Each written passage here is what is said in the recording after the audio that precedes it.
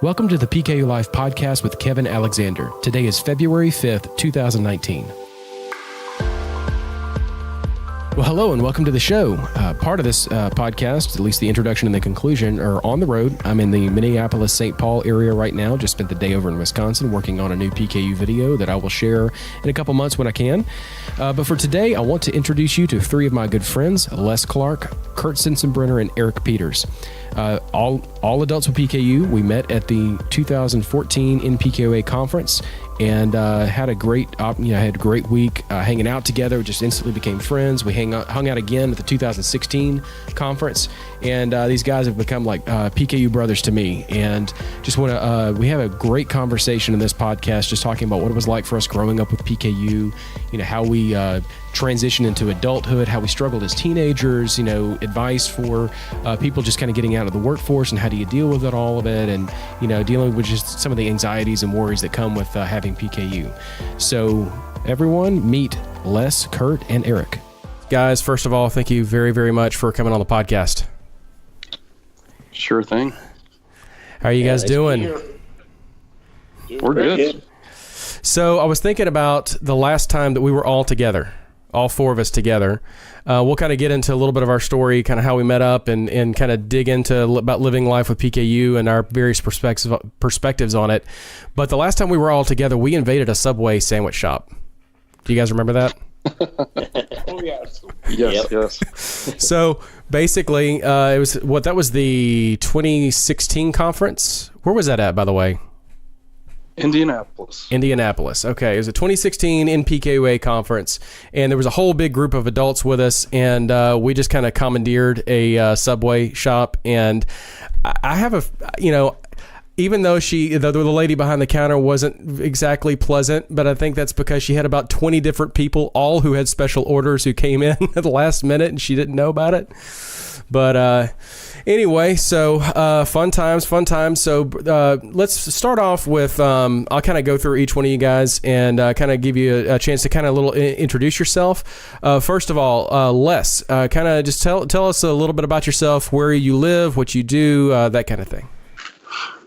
Okay. Well, I am an adult with PKU. I currently living in Fort Worth. I've been in Texas 18 years now, almost 19. But I was originally born and raised in Nebraska, where I was part of the small PKU community up there, and was, I guess, the one of the first patients who stayed on diet for life. So that's one of the things that I thank my clinic and my parents for, that they kept me on diet, even though it was a huge hassle. But no, I moved to Texas for grad school and have been working here in the aviation industry ever since, doing marketing and market research type stuff. Awesome. Well, Kurt, it's your turn. If you can briefly introduce yourself. Yeah. Obviously also an adult with PKU, classical PKU. I now live in Frederick, Maryland. I think this is my third state that I've lived in, New York and Wisconsin. And I work as both a video producer for a nonprofit out here called the Aircraft Owners and Pilots Association. And then I also do freelance documentary stuff, which requires me to travel and do all sorts of things that are a challenge for the PKU diet. But gotta live with it. Can't let it control you, I guess. Yeah, man, absolutely. And then lastly, we've got Eric. Eric, if you can introduce yourself. Yeah, I'm 40. I'm from Louisville, Kentucky. I was born and raised here. Right now I'm working in crisis intervention at a school with kids and young adults with moderate to severe disabilities. Been doing that for about 3.5 years now. I graduated from the University of Louisville. I worked in wholesale and retail furniture sales for 12 years. That required quite a bit of traveling too. And so that presented some challenges, but I was able to manage for quite a while doing that. But yeah, I've made a 180-degree turn pretty much, and now work in the school system. So, but I really enjoy it. It's a stressful job, but I really like it. Well, before we kind of get going, what I really want to do today is we're going to talk a little bit about, well, first of all, I want to kind of get into how important it is to socialize with others with PKU. And we'll kind of get into a little bit about our own journeys with PKU and kind of growing up with it and things like that. But, we all met up at the 2014 conference in Salt Lake City. I think that's right. Is that where we met? Yes. Okay. Yes. Couldn't remember where it was for a minute. God, man, that's been almost 5 years. Wow. Yeah. I think I know, Les, you and I met, I think, at the 2012 conference in Cherry Hill, New Jersey. And then the rest of you guys, we had, I think, all been kind of knew each other a little bit from social media or had interactions with each other individually, social media. And then we ended up just connecting at the 2014 conference. And I don't know about y'all, but it was just kind of like one of those things where you meet a group of guys and you just have this instant connection. We ended up hanging out the whole week there together and had some good times going out to eat together, hanging out together, and then we were able to do the same thing at the 2016 conference. I guess the question I would ask each of you guys, and I'll toss this out there, I guess to Les first. Before us all meeting as a group, had you ever had a group of guys to hang out with who all had PKU? No. No. Short answer, no. So, same thing to the rest of you guys. It's obviously very rare to get, for adults like us to have had an opportunity to get together. So, what's it been like for you guys, just whether going, to the events and us getting to hang out with each other, or just in general going to those conferences and getting to meet other adults with PKU? What's that been like to you? What has it meant to you personally? For me, it's just been nice to, just socialize with people who know exactly what I'm dealing with on a daily basis. I remember at one point during the conference in Utah and Salt Lake, Kurt and I were talking out in the hallway. He may not remember this, but I just remember it because it was just something weird to me. I started feeling a little weird, and I hadn't had my supplements and needed to get my Restore drink, and I said something like, "Hey man, I got to go up to my room and get a Restore drink." And then I was like, I don't really even have to explain that to him or explain why, And to me, that was just like one of those aha moments where I was like, what? Like, it's cool to actually talk to people who, know exactly what I'm dealing with on a daily basis. So it's not even like speaking the same language. It's just, you don't even have to talk. you just look at each other. Yeah, I got to get my formula. And you know what that means, Yeah. What about you guys, Kurt, Les? What do you think? Yeah, I think it's kind of the same thing, that we know what it's like living with PKU. We don't have to explain why we have to go up to our room and get some formula, or why we can or can't eat something. It's just been very, very open. We all have shared experiences, the same issues with food and formula and insurance coverage. And it's good to be able to relate to someone your own age or close to the same age that's gone through the same thing. You could talk to PKU parents, which I did a lot of growing up, because I was kind of one of the older kids with PKU in Nebraska. But it's not the same, even today relating to parents. It's a whole different experience trying to raise someone with PKU than it is living with PKU. So it's nice to have someone who's, like I said, had those shared experiences, and it's just like, hey, you know what I'm going through. You've been there. You can understand what I'm talking about here. Yeah, the kind of the way that I look at it is kind of the same thing. I talk to a lot of PKU parents, and it's like in my brain, it's almost like there's these two ways of looking at it. Number one, there is, okay, I'm, 38 now, living with PKU, and I feel like I have this sense of wanting to kind of give back or help other people out. And so that's the way I feel when I'm talking to other parents. I feel like I'm trying to help someone else. But, there's also that aspect of, hey, I'm living with PKU too, and I need help, I need support, I need emotional support, whatever it is. And so having that ability to interact with other adults, is it makes me feel like, okay, now I'm getting something as well. So Kurt, what about you? Did you, before you started going to these conferences, had you had much opportunity to connect with other adults with PKU? No, I met another kid with PKU in past, kind of online. That was kind of near me, but never really had the chance to meet up or hang out. So for the most part, walking into that PKU conference for the first time, that was the first time I really saw more than like one person that had PKU, and it was pretty awesome. I mean, that instant connection that Eric was talking about, just kind of we all grew up kind of fending for ourselves in a way and didn't really have PKU friends or allies for the most part. And so just to have that instant connection of, okay, you know all about this. I don't have to explain this to you. You're not going to ask me what I can and can't eat. And to just know what it feels like. Kevin, you were telling the story how I think it was you that had the formula spill in your car in a hot day. And you said, well, I just have to burn the car because there's no resale value. Yeah, pretty much. And those kinds of jokes that we all get that, an outsider wouldn't.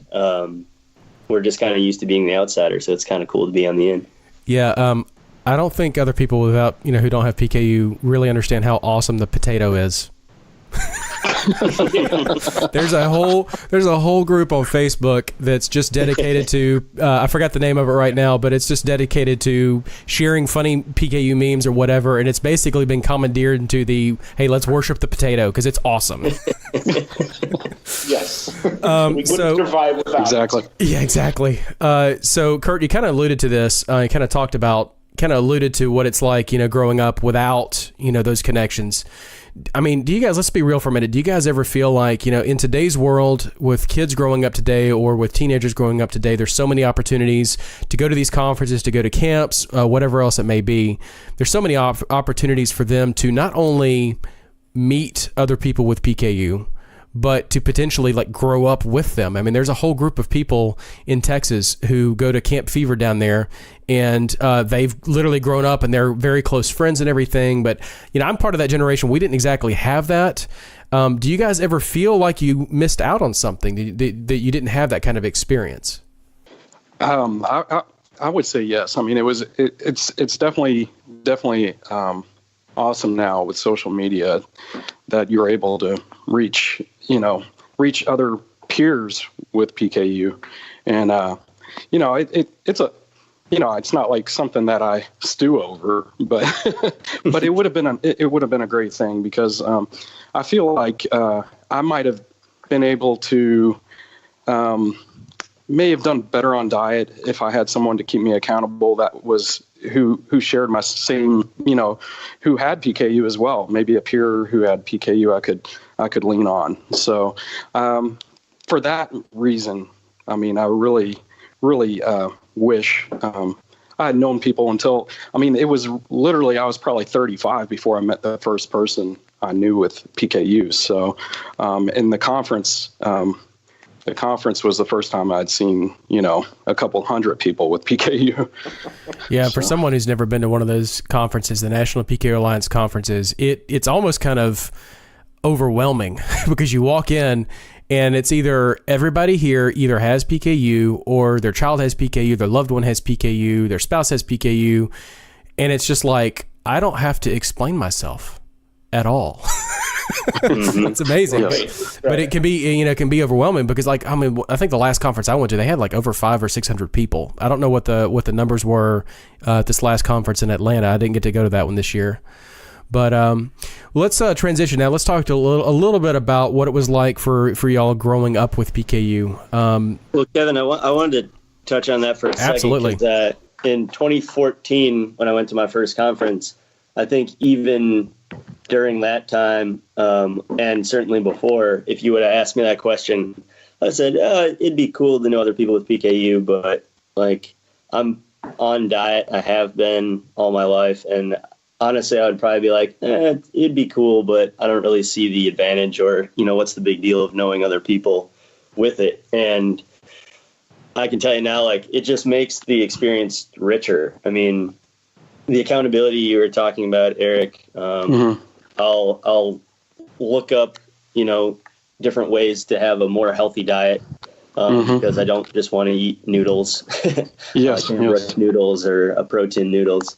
But also just the camaraderie, that is surrounding it is actually really valuable. And it's something I didn't give much thought or weight to until I then had it. and then realized, oh man, this is a much cooler experience. This is, it's cool to be part of it, but also sharing information and inspiring others and getting inspired by others. Yeah, I'm glad you brought that community. I'm glad you brought that up because, there's a lot of people out there who, we kind of, I think it's easy to assume that if you're active on social media, especially in the PKU community, you just kind of assume, hey, everybody's here. Right. And then you forget that, no, there's a lot of people who aren't, they may be on social media, but they're not part of the kind of the PKU groups or anything else. They're kind of living with the PKU experience kind of on their own. I mean, that's what I was doing for 30 years until I started kind of meeting other people. Was used to living with it by myself. And I at the time, honestly, I think I always did really want to meet other people and connect with other people. I just didn't think it was possible. And, Yeah. But, things have definitely changed. Social media has made it so much easier. So, I don't know if there's anybody out there listening to this that's, maybe stumbled across the podcast but yet hasn't really engaged with other people and going to the conferences, or if you can't go to the conferences, at the very least, being active in some of these groups on social media. I mean, honestly, I kind of feel like sometimes that the only reason I stay on Facebook is because of the PKU community, because there's times where I'm just like, dang you, Facebook, and I want to just leave it forever, and then same thing with Twitter, I understand that. And I'm just not on Twitter as much because I haven't found as many people on Twitter to connect with, but there's some, so I do kind of, go on there a little bit, but, for the most part, most of a good chunk of my friends are PKU related friends on Facebook, and same thing on my pages that I'm groups and everything. So let's go ahead and transition a little bit now, and let's talk about growing up with PKU. And so first of all, I've heard in our conversation both Les and Kurt say that you guys were on diet your entire life. But in Eric, you kind of alluded to having either gone off diet, or did you go completely off diet, or you just kind of get really relaxed on the diet? I was very relaxed in high school. I was, as a child, I did great. I excelled with the diet until I got to about high school. Did very well in school, and then about the time high school rolled around, that's when I started to struggle quite a bit. So just so I know, first of all, before we kind of go any further, so what are you guys, because I know that everybody has kind of like a different tolerance. So you guys have a lower tolerance, medium tolerance, higher tolerance? Mine is low. I mean, I'm classical PKU, so it's very low. So, and I believe you, Kurt, aren't you pretty low too, your tolerance? Yeah, I'm classical, 7 grams of protein or 350 milligrams of feed. That's about where I am. What about you, Les? I'm kind of in the middle. I don't do milligrams anymore. I count grams of protein, so around 25 grams of protein with Kuvan, which has opened up my diet a lot, fortunately. Yeah, same. I'm same here. I've told you guys my story. I mean, honestly, I feel really guilty going out to eat with other people with PKU now. I mean, it's like horrible. I'm like, God, I got to be the guy at the table eating real pasta. Okay, I suck. But so yeah, I was not a responder. Yeah. Yeah, me neither. So I mean, that being said, how difficult was it for you guys as a kid? To follow the diet? I mean, I know that, Les and Kurt, you guys said that you stayed on diet, but was it a challenge for you guys? Yeah. I mean, of course. I mean, all the pizza parties and the cake and ice cream parties and all that, especially in Wisconsin, the land of cheese, fried food, and beer. It's all pretty high in fee. So, yeah, definitely being a kid when you can't really wrap your head around it. I mean, I distinctly remember like 4th grade probably having to like take some of that responsibility on of like, hey, you're going to birthday parties at a bowling alley now, you have to limit the number of fries or avoid the popcorn or whatever it was. And then I think that middle school zone was when you're like, okay, one slice of delivery pizza with the cheese taken off is like pretty high in fee, but also now I want to have 2 or 3 of those, I don't have the tiny stomach of a 4th grader anymore. So that was really tough, kind of changing the diet according to your, weight and size. Yeah. So let's talk about this too. Now, because we talk about all the time how PKU can be a very isolating experience, especially when you don't know anyone else with PKU. Am I the only one that felt like a complete outsider? Oh, no, I definitely did. Mm-hmm. So how did you make it through those teenage years? For me, I didn't do too well with it. There's only so much your parents can do. My parents were always on me to stay on diet, and for what they could see, I was. But there's a lot of other hours in the day when you're not home, and as a teenager, kids get into their vices. They get into some kind of habit, smoking or whatever, or drugs. Well, mine was food. So, I kind of went off diet quite a bit. I was pretty relaxed, and, I struggled. I had quite a bit of depression and anxiety. My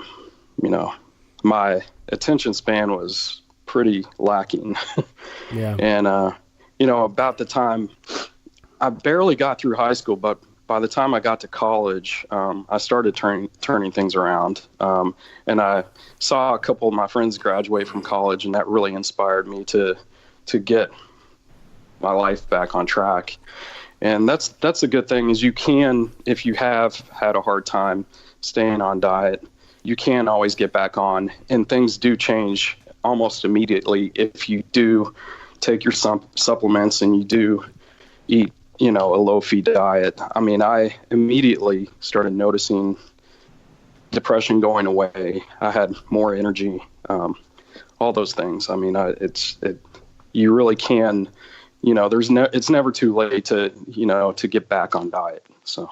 Yeah, and I think it's important here to kind of take a step back and explain this, because the whole subject of going off diet, and maybe provide some context, because, I know, at least for me, I didn't exactly go off diet, but I definitely had my relaxed years.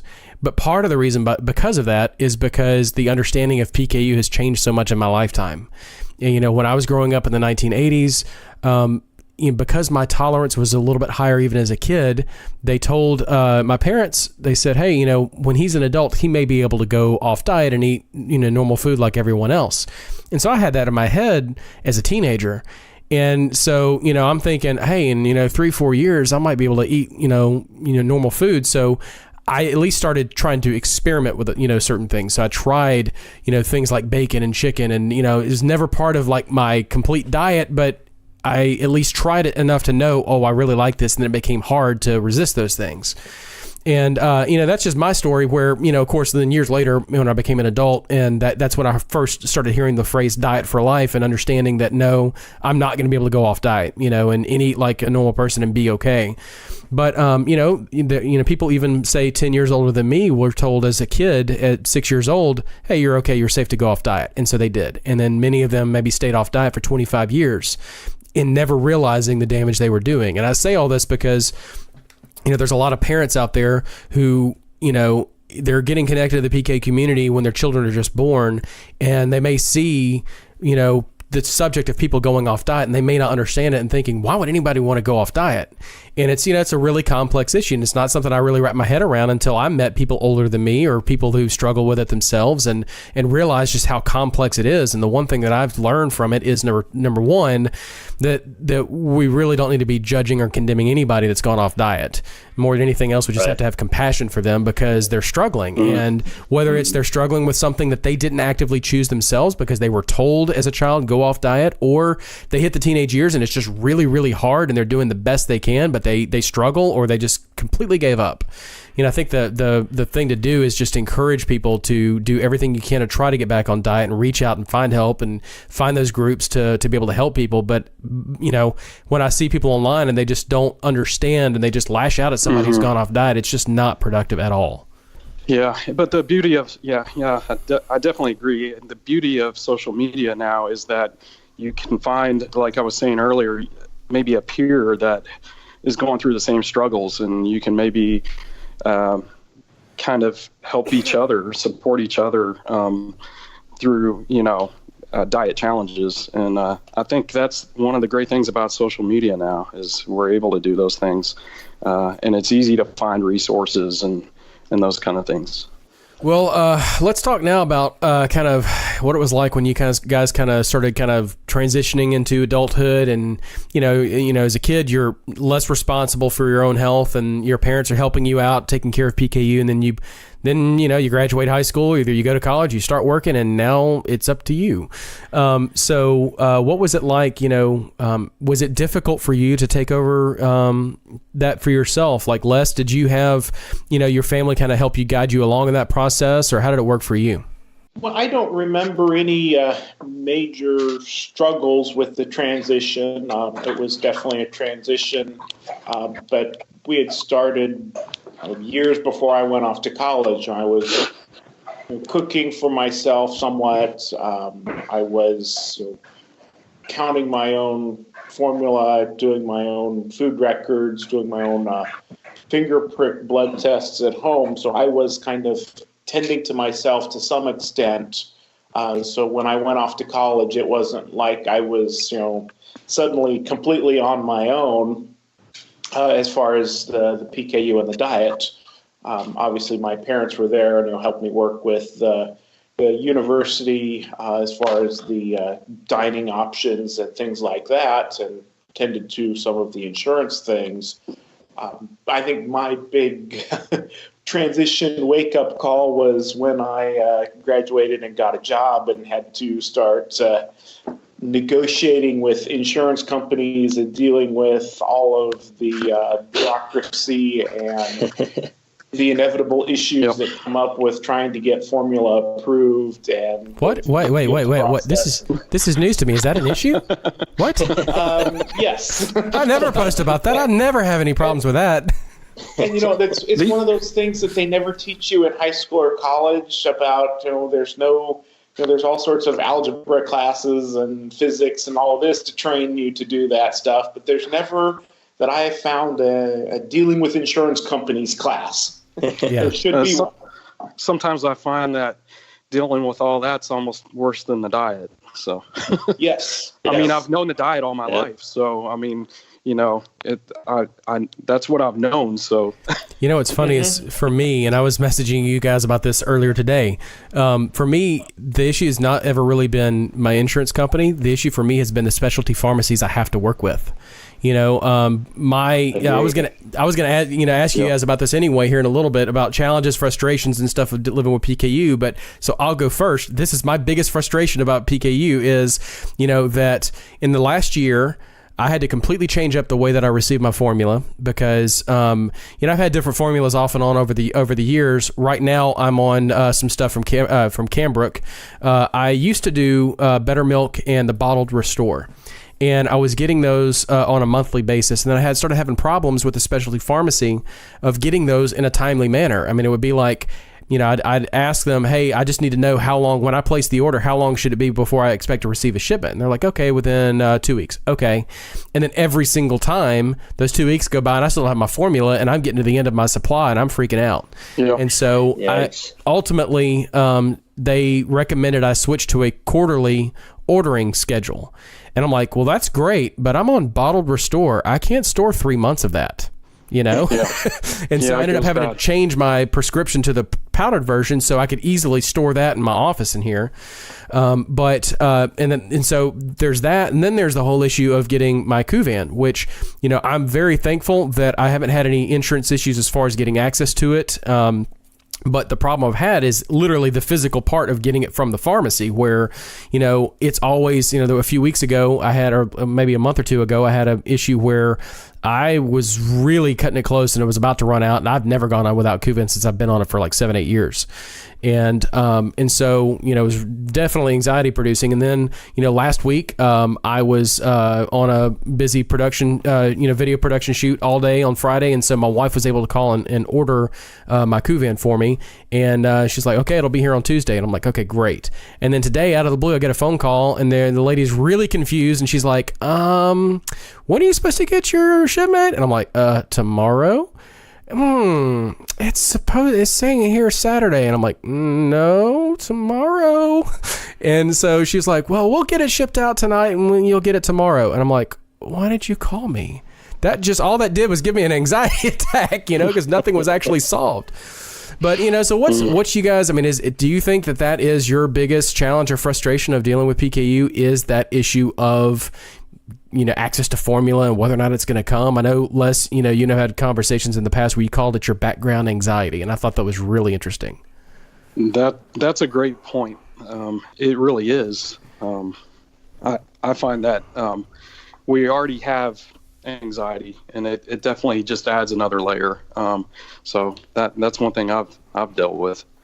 Yeah, and I will take credit for the background anxiety thing, but I think that is something that, it's okay. I got my shipment this month. What excuse, what reason are they going to come up with to deny it next month? And just because it worked one time doesn't mean it's going to be delayed or back ordered the next. So it's exactly.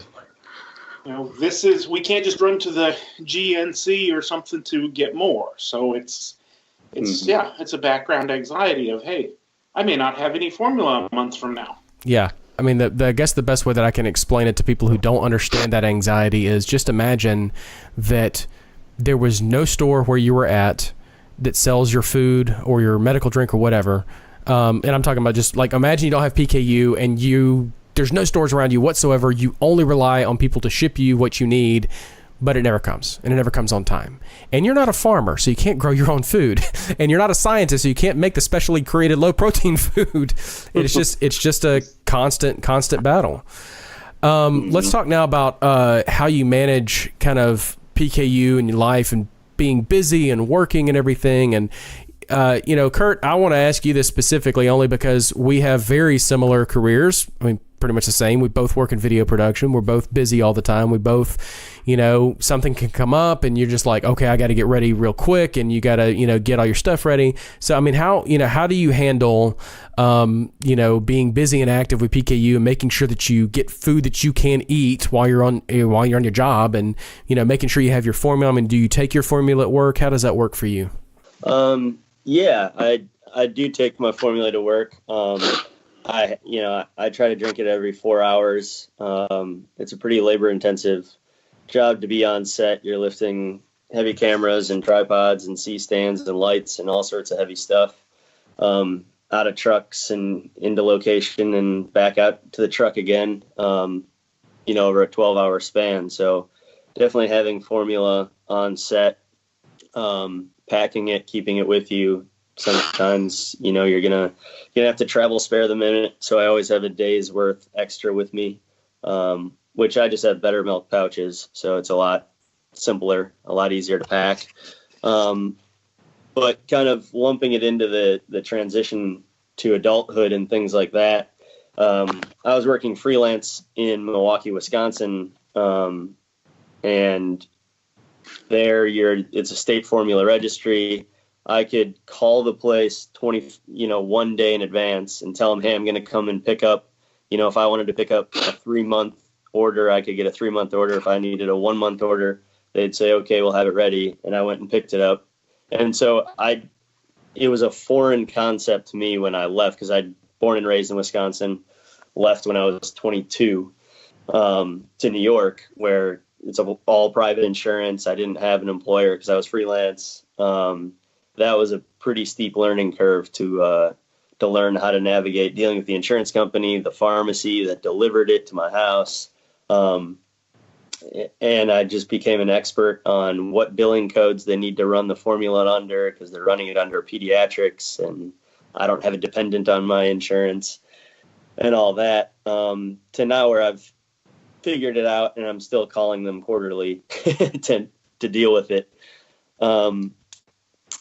But the now that that's tackled, I think the issue that I'm running into now is keeping calories up, because we have such labor intensive jobs.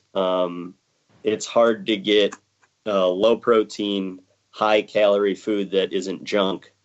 And so I have a lot of extra formula, but I'm also having a lot of olive oil on food. I put that on salads a lot. That's a pretty good high calorie thing. And I'm always navigating how do I get enough calories in my diet to sustain myself. But what do you do, Kevin? Yeah, again, because I'm on Kuvan, the food aspect is definitely easier for me these days.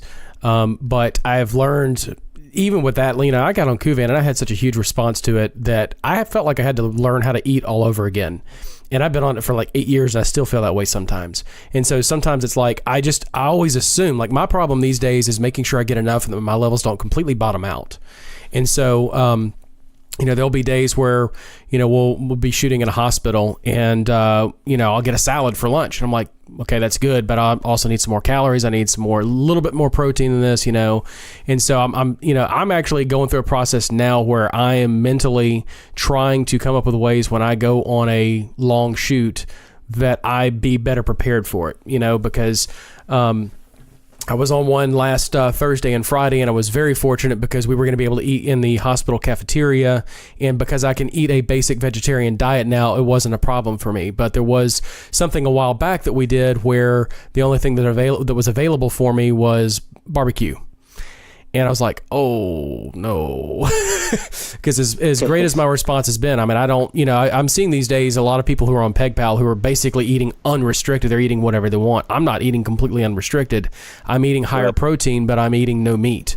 I can do things like dairy and pasta and bread, but I'm not doing steak, bacon, chicken, turkey, all that kind of stuff. So I could definitely not do barbecue. And so I'm having to because in my line of work now, I tend to spend more of my time at the office in the edit suite and less time on production shoots, but they come up occasionally. And so because they're less frequent for me, I have to mentally remember, oh, wait, this is going to be a 14, 15, 16-hour day, and you're going to be on your feet. Practice. Yeah, you're going to be on your feet the entire time, and it's like that was Thursday and Friday, and I still feel like my feet are recovering because I wore horrible shoes the first day. And I'm like, oh, God, I feel like such a noob at this, And but yeah, it's something that for me, I feel like I'm always trying to figure out, okay, how can I do this a little bit better? And, like one of the things that I've done because of, hey, getting busy in the morning and forgetting to go in the office, go into my formula closet, if you will now, grab my formula packets and take them with me and mix them up at work. I keep my fridge stocked with bottled water, and I just have my little protein, my Restore powder packs, and I can just mix it up right there in the office. But there was a period of time where I was just getting so busy and just kind of, in the morning when I don't have coffee in me, I don't really think straight. And so I was leaving. There was a few times I'd leave the house and I'd be almost to the office and I'm like, oh, dang it, I forgot my formula. And so I just actually started taking a box up to the office, and I just, we have a little kitchen in the office, and I just have a cabinet, and I just put my formula box in the office, so at least I know there's backups there.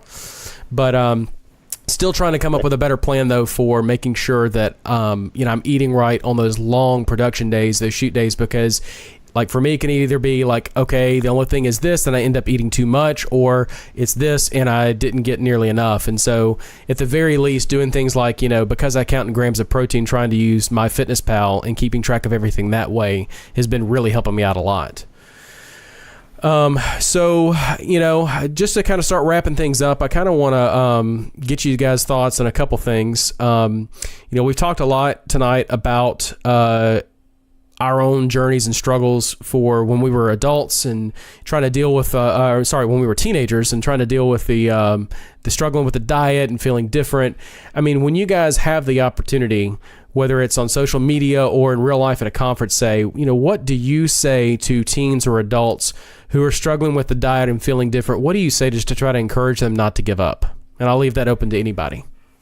Well, I guess what I try to tell people is to stay on diet. It's worth it. It's in some ways, PKU would be easier if it was like an allergy. If you eat something or you get into something you're not supposed to, you some sort of a rash or a reaction immediately. Whereas PKU, it's long term. You can go out and have a high protein meal and not feel any effects right away. But you keep doing that day after day after day, you're going to see and feel some effects, and over the long term that can cause some serious damage. So it's hard to get that point across to teenagers. I have a 16-year-old nephew. He's invincible. He'll live forever and never get hurt. But at least that's what he thinks. So it's hard to make people try to think in that long term of, that pizza will be good right now, but you're going to low protein food has improved a lot, but it's still not the same. And once you get that taste for something like real pizza, you always crave that, you always want that, and that's not something that you can be eating on a regular basis when you have PKU. So I try to just tell people, it may be awkward, it may be difficult, it may be a pain, but it's worth it in the long run. It's manageable. It's a whole lot easier to deal with the diet now with all of the options that we have from companies like Cambrook or all the different formulas and Kuvan and now PegPal. It's difficult, but it's manageable, and over the long term, that's worth it to be able to think and function and live up to your potential. And that's one of the things they always talk about in high school is the potential you have, and you don't want to ruin that by going off diet and eating too much protein and messing up your brain. So that's kind of the points I try to get across when I'm talking to teens or young adults and conferences and wherever else. I would echo what Les is saying, because I've been on the end of it where you're not following the diet, and I'm proof that you can turn it around. I definitely have. I feel like I'm pretty healthy these days, more healthy at age 40 than I was at probably 18 or 19. So I think it's just looking at the long-term goals in your life. They're a lot more manageable when you can get through the present too. So I don't know. I feel like it's just something you can turn around. I think with social media today, you have a lot more resources and you're able to reach out to other people who are going through the same struggles. And I think that's always helpful, to be able to see other people who have dealt with similar circumstances.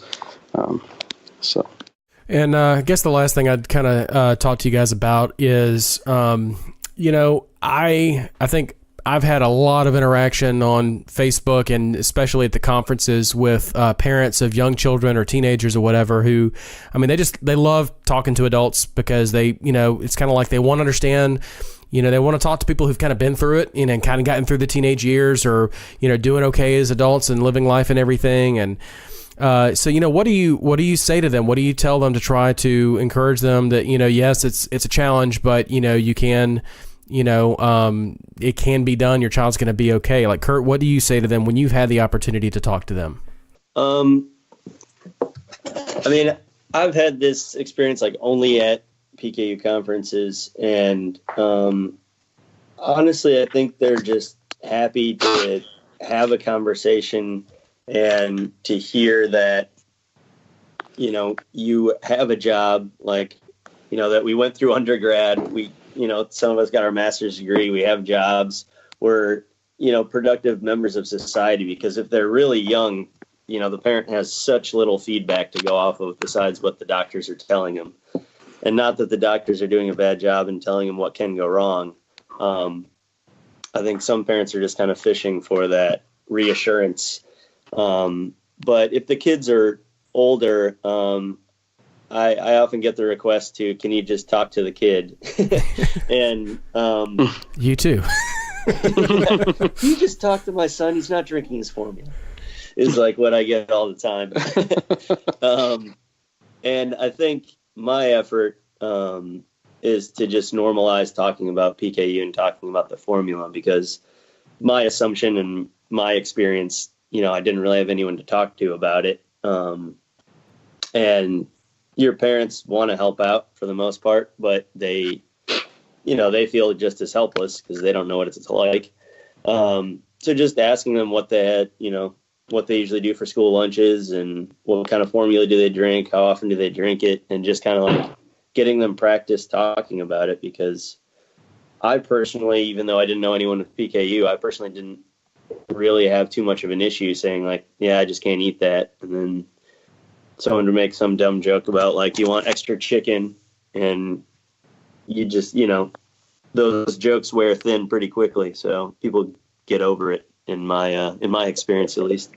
So yeah, just kind of normalizing it and talking about it with people and getting them practiced to talk about it. Because for better or for worse, you're going to have to describe the diet and talk about it the rest of your life. So get used to it now.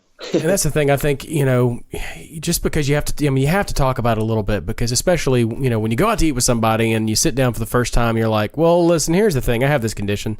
You don't have to go into great detail about it if you don't want to, because, the thing is, everybody has the right to talk about it as little or as much as they want to. But having done both of those, trying to get by with as little conflict as possible and just minimize it and pretend like it's not that big of a deal and just try to explain it away, and versus now, trying to take the opportunity when I can to educate people about it and talk about it.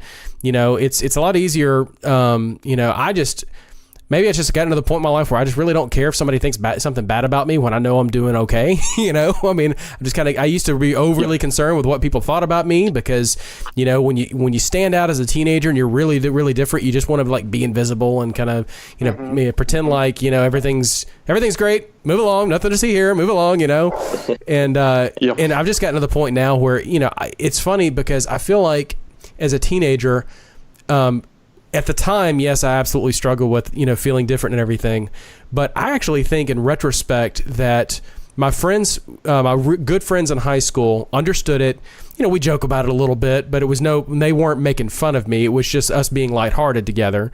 But I actually think as an adult later on that I met, there were people that I knew at a time where I think they had more of a problem with it than I did. And so I felt uncomfortable talking about it even as an adult. And I just got to the point now where I'm like, look, if I'm living my life the right way, I'm not going to be concerned about somebody who has a problem with me, because it's their problem, not mine, But, well, fellas, we'll go ahead and wrap it up for tonight. I guess the last question I would ask you guys, just out of curiosity, is anybody or any of you planning to go to the conference in 2020 in Vancouver, Washington? Definitely. Absolutely. I'm planning on it. Yep. Awesome. Well, fellas, if we don't see you before then, we'll definitely see you then, because I was so bummed that I couldn't go to this year to Atlanta, because I started going to the conferences in 2012, and just, for me, I'm doing a lot of work and doing videos and all that kind of stuff while I'm there, but at the same time, it's like really personally important to me, and I was bummed that I couldn't go this year, but I had a good reason. My mother's birthday, we went on an Alaskan cruise, so I didn't go to Atlanta. I went to Alaska. I think I can live with that, But yeah. Well, fellas, all right. Can't blame you. I will let you go, guys. Thank you very, very much for joining me, and I look forward to the next opportunity we can all get together in real life and hang out and chat again. Definitely. Good talking to you. Awesome. Thanks a lot, Kurt, Kevin, Les. Well, thank you for listening to today's show, and we'll be back again here in a couple weeks with new episodes. More interviews coming up soon, so please stay tuned. Don't forget, you can follow me on Instagram and Facebook and Twitter. Links to those social media channels will be in the show notes, and I will see you next time.